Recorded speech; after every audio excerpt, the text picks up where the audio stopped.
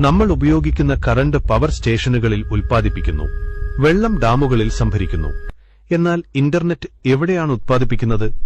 സത്യത്തിൽ ഇന്റർനെറ്റ് ആരും ഉൽപ്പാദിപ്പിക്കുന്ന ഒന്നല്ല, മറിച്ച് ലോകം മുഴുവൻ പരന്നുകിടക്കുന്ന കോടിക്കണക്കിന് കമ്പ്യൂട്ടറുകളെ തമ്മിൽ ബന്ധിപ്പിക്കുന്ന ഒരു ഭീമൻ വലയാണ്.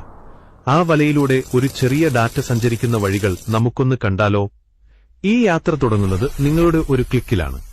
നിങ്ങൾ യൂട്യൂബിൽ ഒരു വീഡിയോ കാണാനായി ക്ലിക്ക് ചെയ്യുമ്പോൾ ആ റിക്വസ്റ്റ് ഡാറ്റയുടെ ഒരു ചെറിയ പാക്കറ്റായി നിങ്ങളുടെ ഫോണിൽ നിന്ന് യാത്ര തുടങ്ങുന്നു. ആദ്യം ഈ ഡാറ്റ പാക്കറ്റ് നിങ്ങളുടെ വീട്ടിലെ വൈഫൈ റൂട്ടറിലേക്ക് എത്തുന്നു.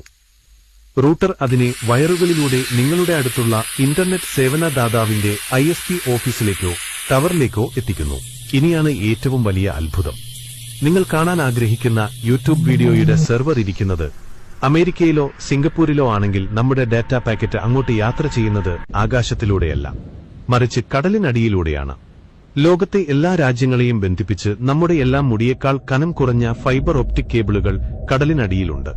ആയിരക്കണക്കിന് കിലോമീറ്ററുകൾ സഞ്ചരിച്ച് നമ്മുടെ ഡാറ്റ പാക്കറ്റ് ലക്ഷ്യസ്ഥാനത്തെത്തുന്നു. ഗൂഗിളിന്റെ ഡാറ്റാ സെന്റർ.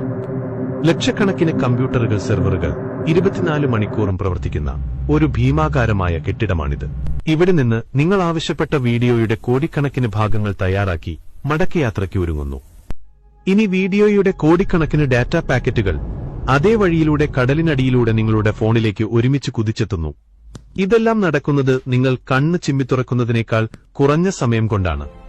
ഇന്റർനെറ്റ് എന്നത് അദൃശ്യമായ ഒരു മാജിക് അല്ല, മറിച്ച് മനുഷ്യൻ നിർമ്മിച്ച ഏറ്റവും വലിയ എഞ്ചിനീയറിംഗ് അത്ഭുതങ്ങളിലൊന്നാണ്. കോടിക്കണക്കിന് കിലോമീറ്റർ നീളമുള്ള കേബിളുകളും ലക്ഷക്കണക്കിന് കമ്പ്യൂട്ടറുകളും ചേർന്ന ഒരു ഭൗതിക ലോകം. ഇതാണ് ഇന്റർനെറ്റ്.